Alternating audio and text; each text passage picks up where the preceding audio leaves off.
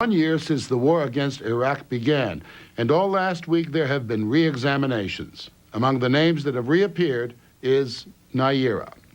It's been said many times, in war, the first casualty is truth. Does it apply to the Gulf War?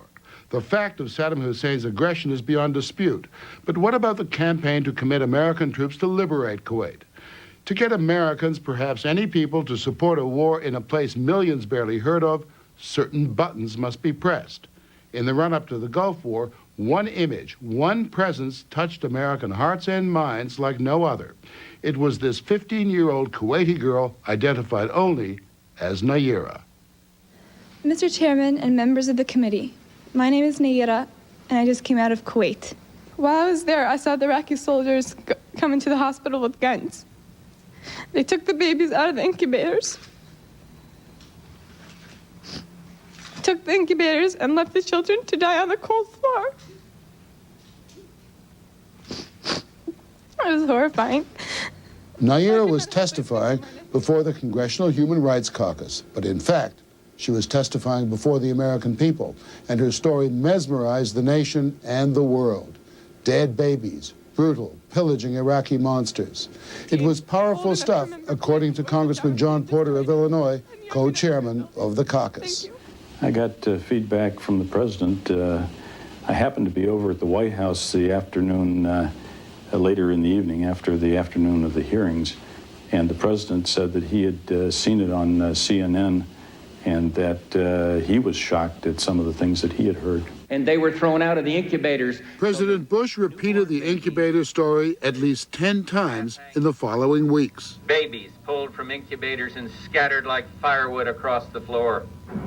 There was plenty of evidence of Iraqi brutality, but the incubator story became almost a rallying cry. It had presidential confirmation and the confirmation of Amnesty International, which published a report after Nayyirah testified, quoting her and claiming 312 babies were killed when Iraqi troops pulled them from their incubators. Then, a rather embarrassed Amnesty retracted its report. In London, spokesman Sean Stiles said, as hard as they tried, they could not confirm it. We spoke to well over a dozen doctors of different nationalities who had been in Kuwait at the time, and they couldn't stand the story up, and it became quite clear to us that credible medical opinion was that this didn't happen. And it wasn't just Amnesty International.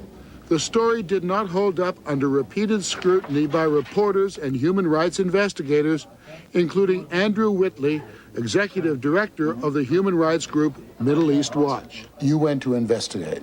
Yes, we did. You went to Saudi, and then after liberation of Kuwait, you went to Kuwait. Correct. What did you find?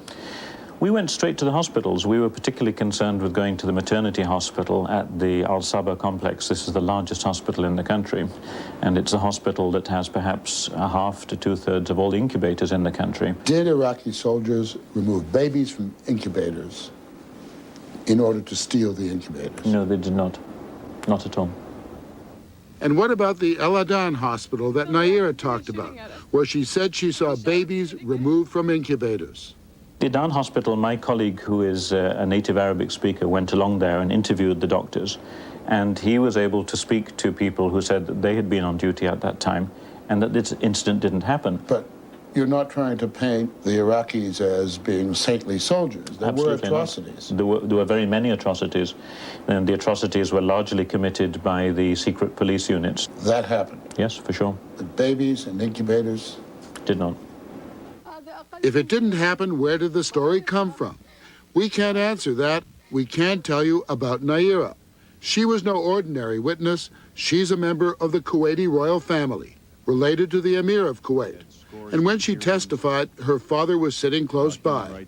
He's Sheikh Saud Nasir Al Sabah, Kuwait's ambassador to the United States.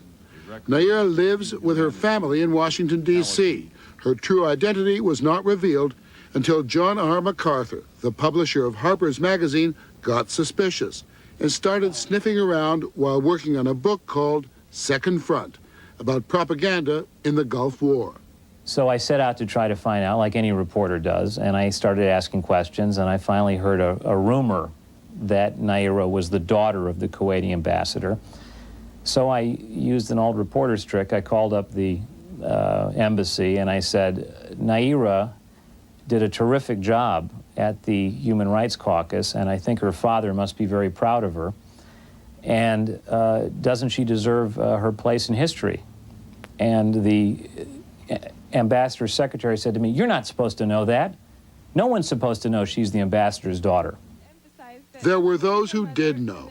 Congressman Tom Lantos, co-chairman of the Congressional Caucus, knew, but he told no one, not even his co-chairman, Congressman John Porter.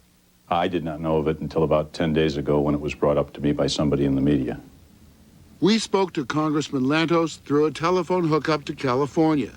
He says he kept Naira's identity secret to protect her family from Iraqi reprisals. Do you believe that she witnessed what she says she witnessed? I have never a personal knowledge of what a witness tells us. And at the moment, I understand some groups questioned her testimony. If in fact that is the case, if in fact her testimony should be inaccurate, then I believe we are owed an apology. I am owed an apology. The Congressional Human Rights Caucus is owed an apology. I haven't the faintest idea at this stage whether she was telling the truth or not. Today on Capitol Hill, Kuwait... We can only speculate on the effect of the mysterious Naira's testimony. Afraid to use her real name in case... We can't say for certain it was part of a massive campaign by the public relations firm of Hill and Knowlton to, in their words, get Kuwait's story out. Others might call it the selling of the war. Hill and Knowlton insisted on reading a prepared statement before answering questions. Hill and Knowlton has been accused of everything from helping start the war against Iraq to orchestrating false testimony before a congressional committee. And I want to say as forcefully as possible, these allegations are absolutely, unequivocally untrue. Laurie Fitz-Pagato, a vice president of Hill and Knowlton, was one of the executives who worked on the massive campaign for Kuwait. Americans didn't know where Kuwait was. They had misperceptions about the country. They thought the women couldn't drive. They thought there was no voting. They had no idea. Time magazine said it was... The women can't vote. Well, the women drive in Kuwait. Fitz-Pagato coached Naira in preparation for her testimony on Capitol Hill. I'm sure there'll always be two sides to a story. I believe Naira. I have no reason not to believe her. The veracity of her story was indelibly marked on my mind when I saw her and when I talked to her. I think the girl came voluntarily and spoke and told them what she actually saw with her own eyes.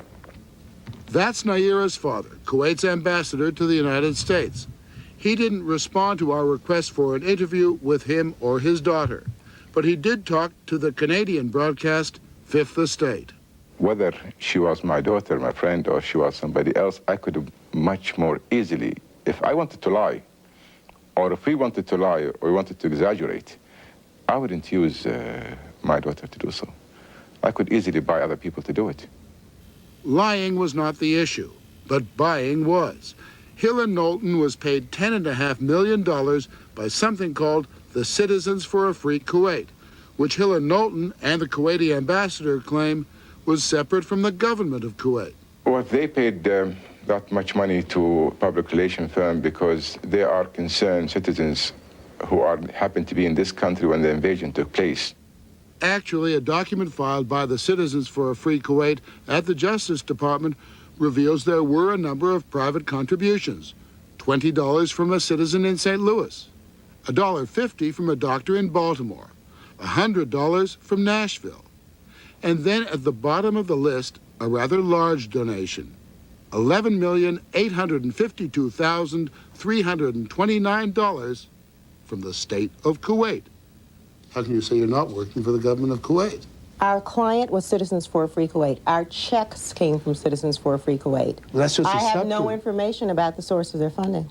That funding had one purpose: to get a lethargic American public to support intervention and a war against Iraq.